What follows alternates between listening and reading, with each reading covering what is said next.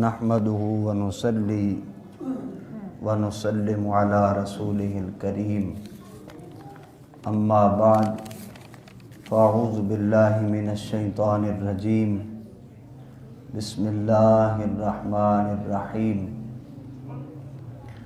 ولا تأكلوا اموالکم بینکم بالباطل الا ان تکون تجارۃ عن تراض منکم صدق اللہ العظیم الصلاۃ والسلام علیک یا سیدی یا رسول اللہ وعلی آلک واصحابک یا سیدی یا حبیب اللہ السلام علیکم ورحمۃ اللہ وبرکاتہ۔ بحمدہ تعالی اللہ تعالیٰ کا شکر ہے ہم سب دین سیکھنے یہاں جمع ہیں۔ اللہ تعالیٰ ہم سب کا یہ وقت ہماری قبروں کا سامان بنا دے۔ قبلہ بابا جی سرکار رحمۃ اللہ علیہ کے مزار پہ اللہ تعالیٰ مزید رحمتوں کا نزول فرمائے۔ نگینہ سوشل ویلفیئر سوسائٹی اور انجمن اشاعت دین اسلام رجسٹرڈ پنجاب اللہ تعالیٰ ان کی کاوشوں میں مزید ترقی عطا فرمائے۔ آج کا ہمارا موضوع ہے تجارت کے اصول۔ شعیب علیہ السلام نے جب اپنی قوم کو غلط ناپ تول سے منع فرمایا تو قوم کہنے لگی یا شعیب الصلاۃ تأمرک ان نترک ما یعبد آباؤنا او ان نفعل فی اموالنا ما نشاء۔ اے شعیب کیا تمہاری نماز یہی حکم دیتی ہے کہ ہم اپنے ماں باپ کا دین چھوڑ دیں، یا ہم اپنے مالوں میں اپنی منشا کے مطابق تصرف نہ کریں؟ ہمارا مال ہے تو کیا ہماری منشا ہمارے مال میں بھی نہیں چلتی؟ ہم اپنے مال کے بارے میں بھی تم سے پوچھ کے خرچ کریں اے پیارے شعیب۔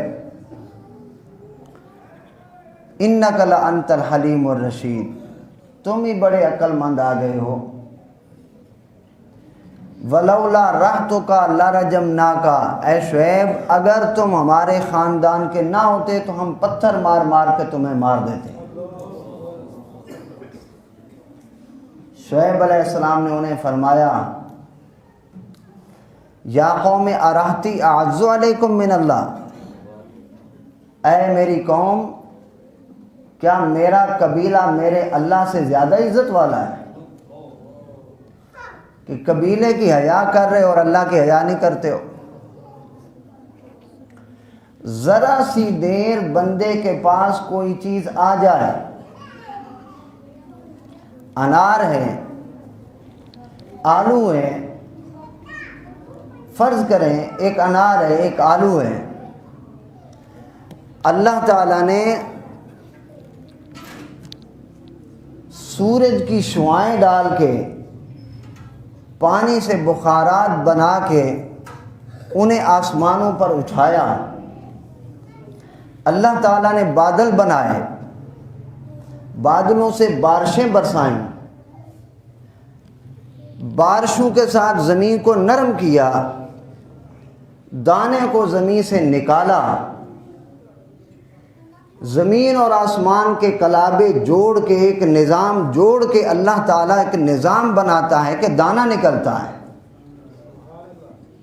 مٹی کی تاریکی میں وہ دانے کو پرورش دیتا ہے، 6 ماہ تک اس نے فصل اگائی، پھر اس کو پالا بڑھایا، زمین آسمان کے پورے سسٹم بنائے، پھر جا کے اللہ رب العزت نے ہم تک پہنچایا۔ اور ایک وہ بندہ ہے جو صبح 6 بجے جا کے منڈی سے وہ لے کر آتا ہے، 8 بجے اس سے وہ چیز بک جاتی ہے۔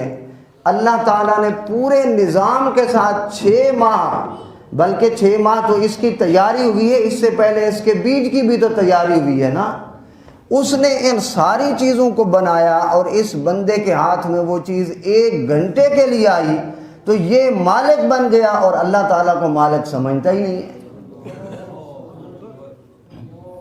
یہ جو 1 گھنٹے کے لیے اس کے ہاتھ میں چیز آئی ہے یہ مالک ہے، اور جس نے اس کا کئی سالوں پہلے اس کا بیج اگایا ہے، جس نے اس کو پالا ہے، بڑھایا ہے،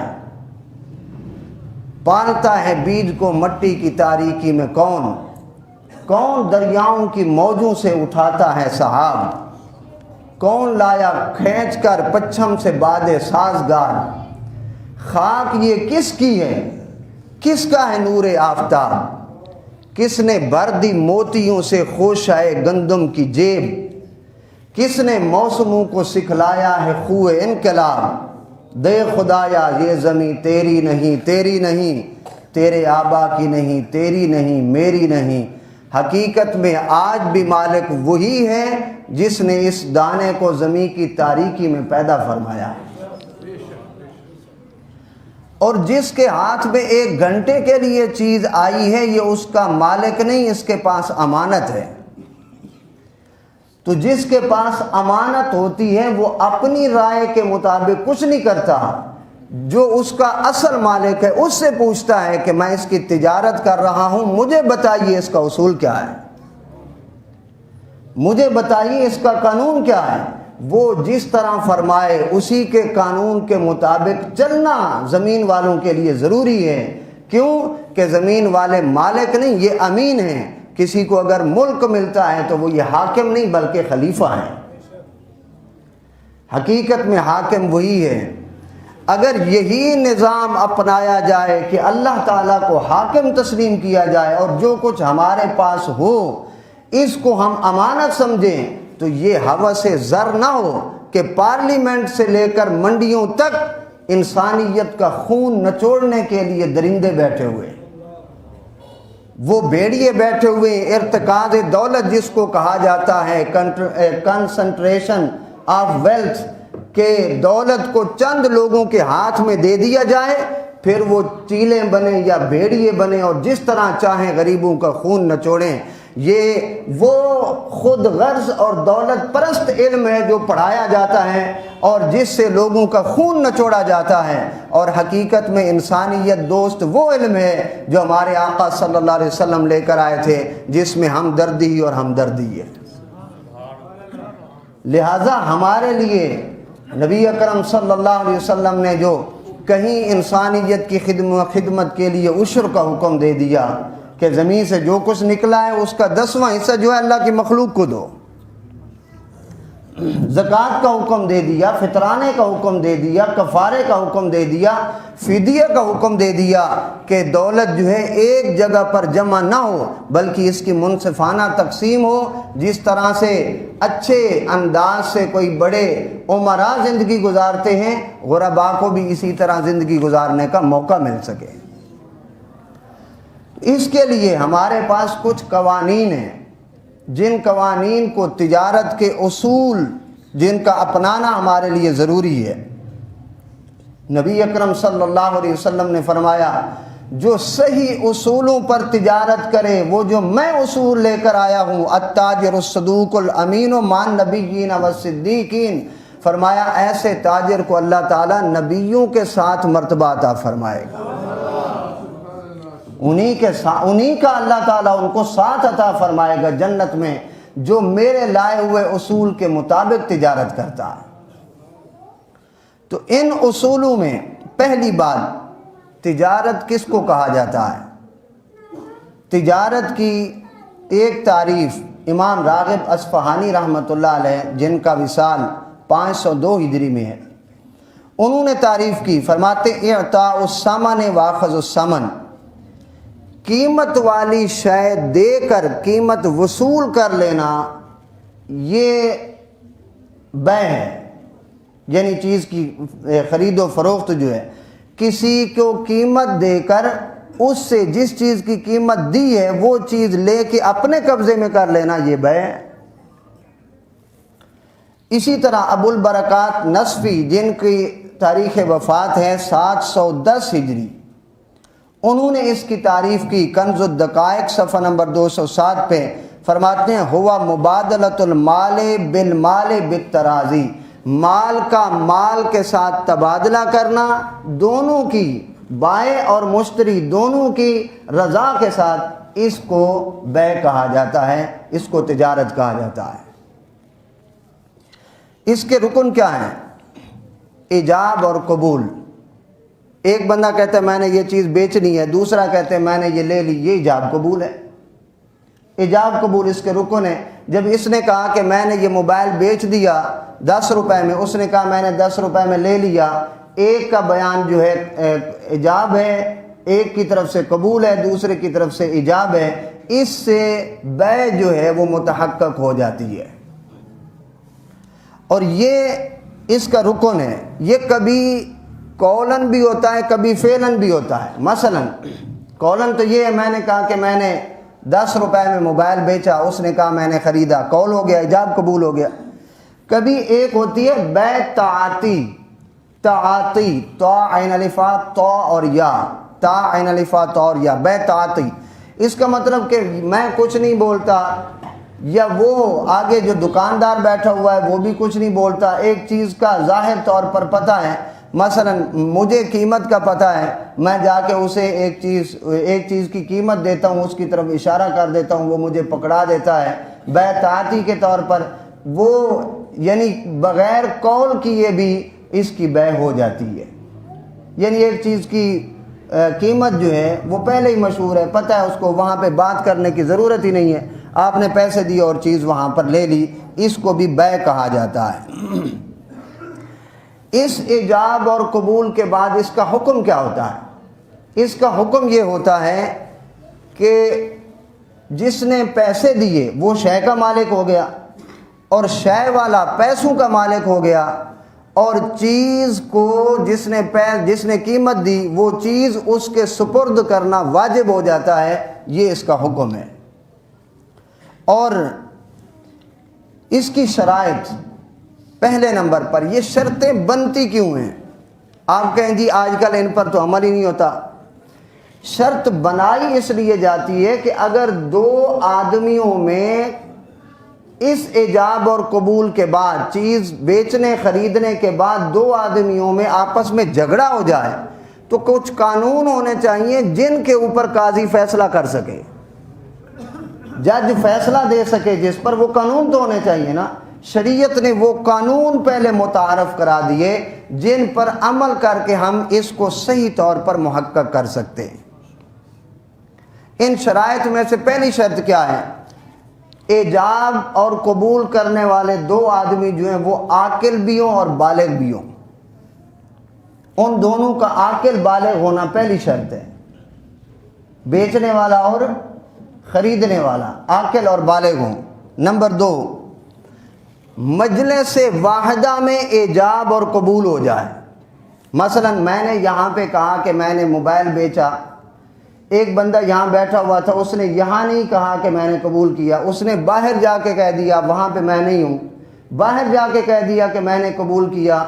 پھر وہ اگر بعد میں جا کے عدالت میں دعویٰ کر دے جی اس نے کہا تھا میں نے بیچنا، میں نے کہا میں اتنے میں لے لیا ہے، تو یہ پھر مجھے دے نہیں رہا، یہ بھینس نہیں دے رہا، گائے نہیں دے رہا، تو ہم کہیں گے کہ وہ اس مجلس سے اٹھ گیا تھا، بعد میں اس نے کہا ہے، لہذا وہ بیع متحقق نہیں ہوئی۔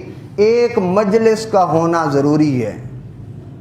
اسی طرح نکاح میں بھی مجلس واحدہ کا ہونا ضروری ہوتا ہے، جس طرح یہاں ہے۔ نمبر 3، جو چیز بندہ بیچ رہا ہے وہ اس کی ملک میں بھی ہو، وہ اس کا حقیقی طور پر مالک ہو۔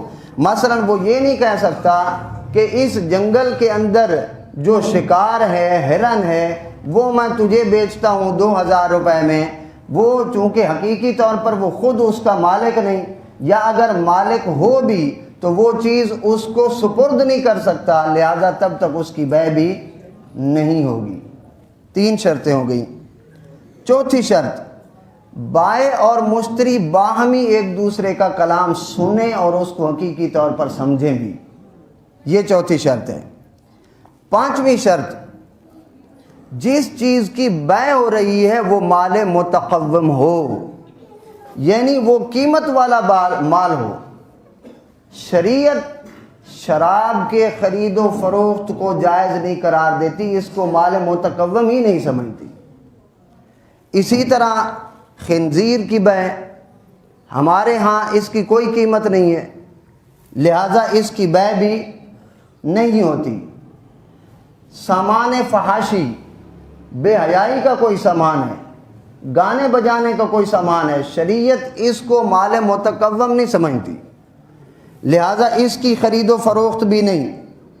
اسی طرح انسانی عضو جو ہیں، جس طرح ہمارے ہاں آج کل گلیوں میں آ کر آواز لگاتے ہیں کہ عورتوں کے بال جو ہیں وہ اتنے روپے شٹانگ ہیں، اتنے روپے پاؤ ہیں، تو شرعی طور پر انسانی عضو کی خرید و فروخت جائز نہیں ہے۔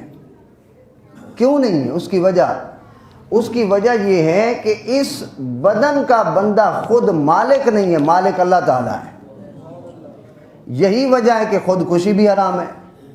بندہ کہے جی میں خودکشی کرتا ہوں، میری جان ہے، میں اگر اس کو خودکشی سے قتل کر دوں تو کیا ہوا؟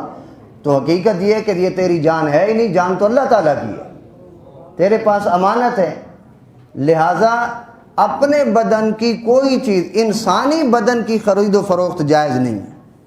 اس کی وجہ کہ انسان کی حرمت ہے، وَلَقَدْ كَرَّمْنَا بَنِي آدم، کہ اس انسان کا گوشت ہوٹلوں پر بکتا ہوا دکھائی نہ دے۔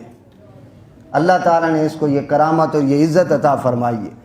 لہٰذا ان چیزوں کو، بالوں کا حکم یہ ہے شرعی طور پر کہ اس کو زمین میں دبا دیا جائے۔ لہٰذا جو چیز مال متقوم نہیں، اس کی خرید و فروخت بھی نہیں۔ اگر اس پر کوئی جا کے کوئی مطلب دعویٰ کر دیتا ہے کہ میں نے اپنے بال بیچے تھے 5,000 روپے میں، یہ لے گیا اور یہ اس کی مجھے پیسے نہیں دے رہا، تو عدالت اس کو نہیں سنے گی، قاضی کے پاس اس کا کوئی نصاب نہیں ہے۔ نمبر 6، شرط تجارت کی یہ ہے کہ مبیع مقدور التسلیم ہو، یعنی جو چیز تم بیچ رہے ہو تمہاری قدرت میں ہو کہ وہ چیز خریدنے والے کو دے بھی سکو۔ مثلا ایک بندہ آ کے تمہیں کہتا ہے کہ یار آپ کے پاس آسٹریلیا والی گائے ہے، بڑی قیمتی گائے ہے جو 25 کلو دودھ دیتی ہے، ایک دہاڑی کا، تو اس طرح کرو، اس کے پیٹ میں جو بچہ ہے، اس کے پیٹ کا بچہ اگر وہ مادہ ہے، اس کے پیٹ والا بچہ، تو وہ اگرچہ ابھی پیٹ میں مجھ سے 50,000 ابھی لے لو، وہ مجھے دے دینا۔ تو کیا جو گائے کے پیٹ میں بچہ ہے وہ آپ اس کو سپرد کر سکتے ہیں؟ نہیں کر سکتے، اور یہ بھی نہیں پتا کہ زندہ پیدا ہوتا ہے کہ مردہ پیدا ہوتا ہے، تو لہذا اس کی بیع بھی نہیں ہو سکتی۔ اسی طرح ایک بندہ قربانی سے ایک دن پہلے آیا، قربانی سے ایک دن پہلے اس نے کہا جی یہ جو آپ کے پاس قربانی کا جانور ہے، اس کی کھال آپ نے مجھے دینی ہے، اس کی کھال مجھے دینی۔ انہوں نے کہا نہیں، ہم نے تو اس کی کھال کے لیے فلاں مدرسے والوں کو ہاں کر دی ہے، لہٰذا ہم نے تو اس کو دینی ہے۔ اس نے کہا اچھا ایسے کرو، ان کو 2,000 روپیہ دے دینا، یہ 4,000 روپے کی کھال ہے، تو آج کل تو 1,500 کی ہے نا، تو یہ 1,400 روپے کی 1,500 کی کھال ہے، لہٰذا 750 روپے تم ان کو دے دینا، یہ میں آپ کو دے رہا ہوں 750، باقی جو ہے کھال آپ مجھے دے دینا۔ تو شرعی طور پر جو کھال ابھی جانور کے جسم پر کھڑی ہوئی ہے اس کی بھی خرید و فروخت نہیں ہو سکتی۔ پتہ نہیں جب وہ اترے تو کتنے ان کو وہ ٹوک لگ جائیں اور کوئی مسائل بن جائیں۔ اسی طرح دریا میں ہونے والی مچھلی، جس طرح ہمارے ہاں کہا جاتا ہے کہ 2020 کا ٹھیکہ فلاں نے لے لیا ہے، راوی کا اتنے کروڑ روپے کا، اتنے لاکھ روپے کا، تو شرعی طور پر وہ چیز کہ جو مجہول ہو، جس کی مقدار معین ہم سے نہ ہو سکے، پتہ نہیں 700 مچھلی ہیں، 1400 مچھلی ہیں، کتنے ہیں، سیلاب آ جاتا ہے، مچھلیوں کا شکار ہو سکتا ہے نہیں ہو سکتا، غیر یقینی معاملہ ہے، شریعت اس کی خرید و فروخت کو بھی جائز نہیں قرار دیتی۔ اسی طرح سے وہ باغ جس پر ابھی بور لگ رہا ہے اور وپاری اس کو خرید لیتے ہیں، شریعت میں وہ چیز جس کا ابھی تک وجود بھی نہیں ہے اور وہ چیز ابھی اس کے خریدنے والے کے سپرد کرنے کی بھی وہ طاقت نہیں رکھتے، اس کی بھی خرید و فروخت جائز نہیں ہے۔ یہ باغوں کی خرید و فروخت جو ہے پہلے ہی بور کے وقت کر لینا، شرعی طور پر یہ بھی ناجائز ہے، تو اس کا کوئی حل ہے؟ آپ کہیں گے جی ہر چیز تو ہو گئی ناجائز، اس کا حل کیا ہے؟ اس کا حل یہ ہے کہ آپ ایسا کر سکتے ہیں کہ وہ جو زمین ہے، جن 2 ایکڑوں میں باغ ہے، وہ زمین زراعت کے طور پر جس طرح مستاجر وغیرہ لیتے ہیں، زراعت کے لیے ٹھیکے پر لے لے، زمین ہی لے لے، زمین ٹھیکے پر لے لے، اس کے اندر باغ بھی آ گیا، جو بور لگا وہ بھی اس کا، جو پکا وہ بھی اس کا، حقیقت میں وہ اسی کے پاس ہی ہوگا۔ تو وہ زمین ٹھیکے پر لے لینا شرعی طور پر جائز ہے، لیکن اس کا پھل لینا جو ابھی تک اس کا بور ہی نہیں لگا تو پتہ نہیں پھل کتنا ہوتا ہے اور کتنا نہیں ہوتا، شرعی طور پر وہ جائز نہیں ہے۔ اسی طرح آج کل کے حوالے سے ایک مسئلہ ہے، وہ یہ جتنی بڑی سوسائٹی ہیں وہ پلاٹ اکثر طور پہ پلاٹ نہیں بیچتے بلکہ فائل بیچتے ہیں، فائل بیچتے ہیں۔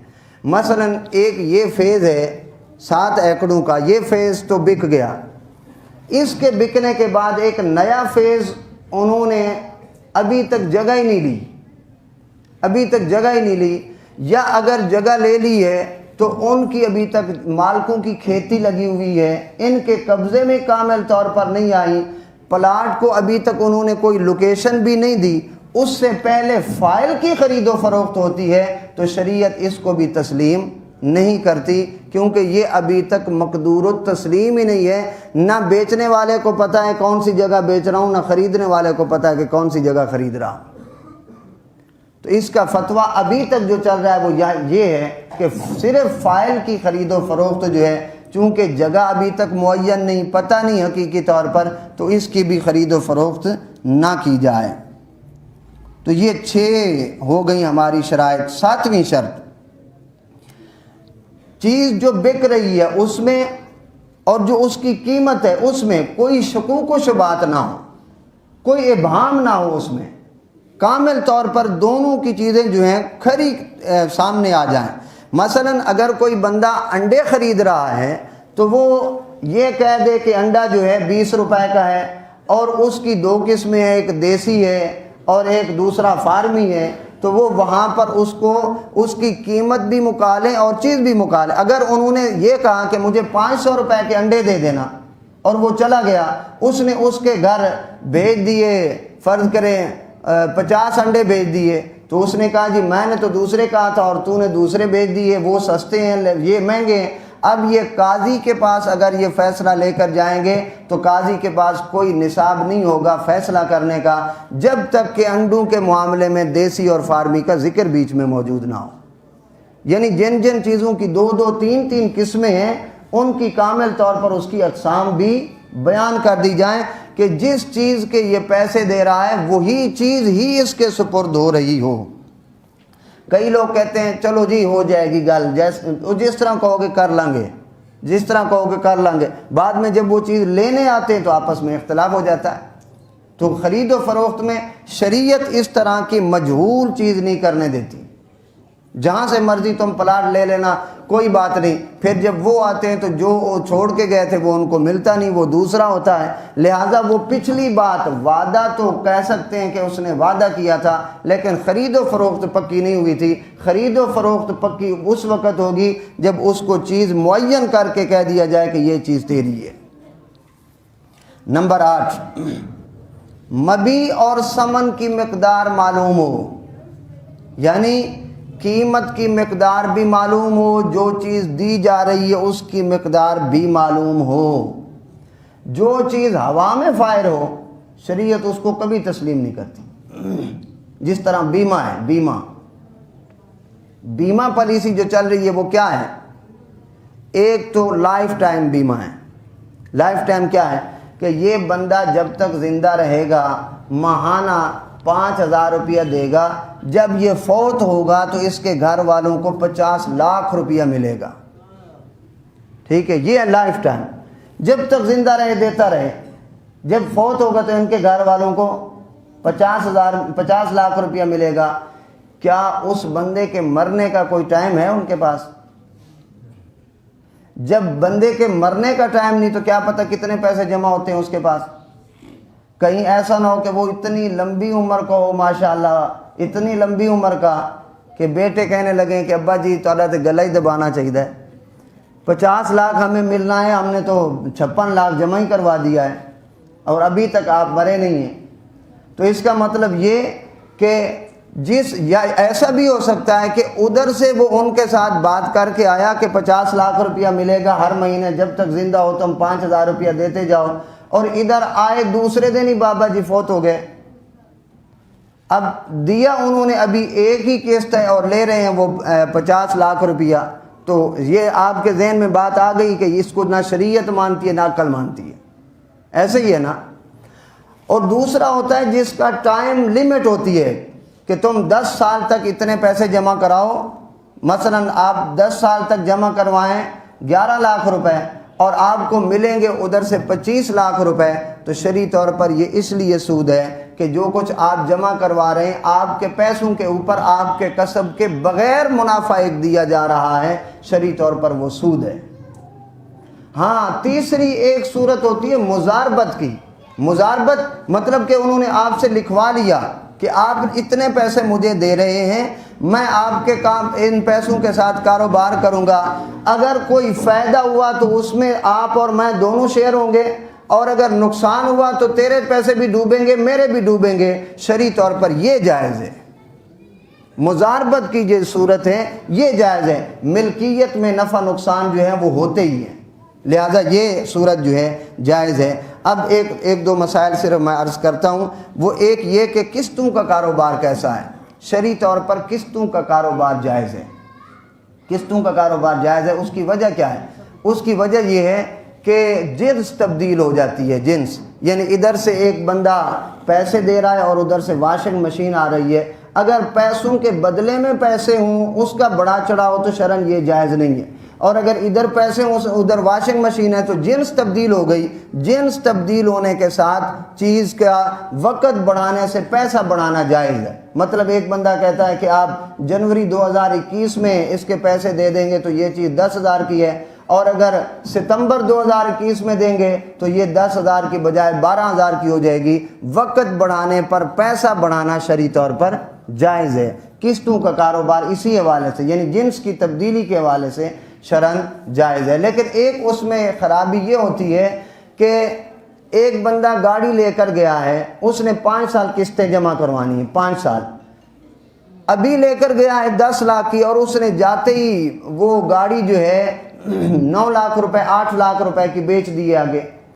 اب وہ حقیقت میں مالک نہیں ہے اور آگے بیچ رہا ہے، مالک نہیں اور آگے بیچ رہا ہے۔ شریعت اس چیز کو پابند کرتی ہے کہ جب تک مالک نہ ہو حقیقت میں تب تک اس میں تصرف کامل نہ کرے، جب تک اس کو ملکیت نہیں ملتی۔ اس سے اگلا مسئلہ یہ ہے کہ کمیٹیاں جو ہیں، کمیٹیوں کا لین دین شرعی طور پر لکی کمیٹی بھی ناجائز ہے، اور دوسری جو بولی والی کمیٹی ہے وہ بھی جائز ہے، وہ ناجائز ہے۔ لکی کمیٹی، بولی والی کمیٹی دونوں ناجائز ہیں۔ وقت نہیں ہے کہ میں اس کی وضاحت کروں کہ کیوں ناجائز ہیں۔ دوسری جو عام طور پہ یہ جس کی نکل آئے اس کی، یہ شرعی طور پر جائز ہے، دوسری دونوں جو ہیں وہ ناجائز ہیں۔ مالی جرمانہ کیسا ہے؟ مالی جرمانہ کہ اگر تو نے 10 تاریخ تک بل نہ جمع کروایا تو پھر 310 روپے کی بجائے پھر تجھے 410 روپے بل جمع کروانا پڑے گا۔ شریعت مالی جرمانے کی اجازت نہیں دیتی۔ کسی کا مال کسب کے بغیر 1 روپیہ لینا بھی شرعی طور پر منع ہوتا ہے، مالی جرمانہ جائز نہیں۔ ہاں جو اساتذہ وغیرہ کہیں پر جمع کرتے ہیں، جو بچہ لیٹ آیا جرمانہ کر دیا، یا جس نے چھٹی کی جرمانہ کر دیا، وہ ہمارے اساتذہ بزرگ جو تھے وہ یہ طریقہ کار بھی رکھتے تھے کہ جب سال مکمل ہو جائے تو ایک ڈراوا دھمکاوا کے طور پر رکھتے تھے اور بتاتے نہیں تھے، سال کے ان دنوں میں کبھی نہ کبھی اس بچے کو اتنے پیسے واپس کر دیتے، اس طرح واپس کر دے، یا اس کے مشورے سے کوئی چیز منگوا کے ساروں کو کھلا دیتے، یہ ایک انداز ہوتا۔ مالی جرمانہ جو ہے وہ شرعی طور پر جائز نہیں ہے۔ اچھا، ایک بندے نے یہ کہا آپ کی دکان ہے، انہوں نے کہا کہ میں آپ کو 1,00,000 روپیہ دے دیتا ہوں، سودا لا کے رکھ لیں اپنی دکان پہ، مجھے مہینے کا 2,000 روپیہ دے دیا کریں، وہ 1,00,000 صافی رہے گا آپ کے پاس ہی سلامت، اس کا پرافٹ جو ہے وہ 2,000 روپیہ مجھے دے دیا کریں۔ شرعی طور پر یہ ناجائز ہے، یہ سود ہو جائے گا نا اوپر سے۔ ہاں، ایک ہو سکتا ہے، ایک طریقہ، کئی لوگ اس طرح کرتے ہیں کہ میں کسی سے لے کر کچھ میں چلا لوں دکان پھر ان کو واپس کر دوں گا، لیکن جو دے رہا ہوتا ہے اس کو بھی تو کوئی نفع چاہیے، پھر اس کو کیا کریں؟ اس کا طریقہ میں آپ کو بتاؤں۔ فرض کریں آپ کی دکان ہے یہ بلبوں کی، یہ پنکھوں کی دکان ہے شالمی، ٹھیک ہے نا، یا آپ کی یہاں پر دکان ہے، آپ وہ بندہ جو آپ کو کہہ رہا ہے کہ میں پیسے دے دیتا ہوں، ٹھیک ہے، اس کو ساتھ لے جائیں، شالمی لے جائیں، یہ والا سامان وہ خود خریدے، وہاں سے 1,00,000 روپے کا خود خریدے، خرید کر 1,10,000 روپے میں آپ کو دے دے اور پیسے لکھ لے کہ میں 6 مہینے کے بعد لے لوں گا، تو یہ سود کی بجائے بندہ جو ہے تجارت کی طرف چلا آئے گا۔ یعنی اس نے آپ کو 1,00,000 روپیہ نہیں دیا، اس نے تو سامان دیا آپ کو، سامان اس نے خود خریدا، خرید کے 10,000 کے پرافٹ پہ آپ کو دے دیا اور لے گا وہ 6 مہینے بعد۔ اور اسی طرح سے ہمارے لیے ایک مسئلہ اس میں، اگر آپ کوئی چیز، یہ گاؤں میں اکثر ہوتا ہے کہ کچھ لوگ جو ہے نا جانور لے کر پالتے ہیں، جانور لے کر پالتے ہیں، جانور کسی کا ہے، پال میں رہا ہوں، جب اس کو بیچیں گے تو پیسے آدھے آدھے، ایسے ہوتا ہے۔ اب جو بندہ پال رہا ہے، گھاس بھی اس کا ہے، حفاظت بھی اس کی ہے، فرض کریں وہ جانور مر جاتا ہے، بکتا نہیں، تو اس کا کیا بنے گا جس نے رات دن وہ سارا کچھ کر کے اس کو پالا ہے؟ یہ کیا کرے گا؟ تو شرعی طور پر کسی کی مزدوری کا کوئی حصہ بیچ میں نہیں ڈالا جا سکتا، نفع نقصان جو ہے وہ مالک کا ہی ہوتا ہے، جو اس کو پال رہا ہے وہ اس کی مزدوری طے کرے کہ اس کو اتنا مزدوری ملے گی۔ وآخر دعوانا ان الحمدللہ رب العالمین۔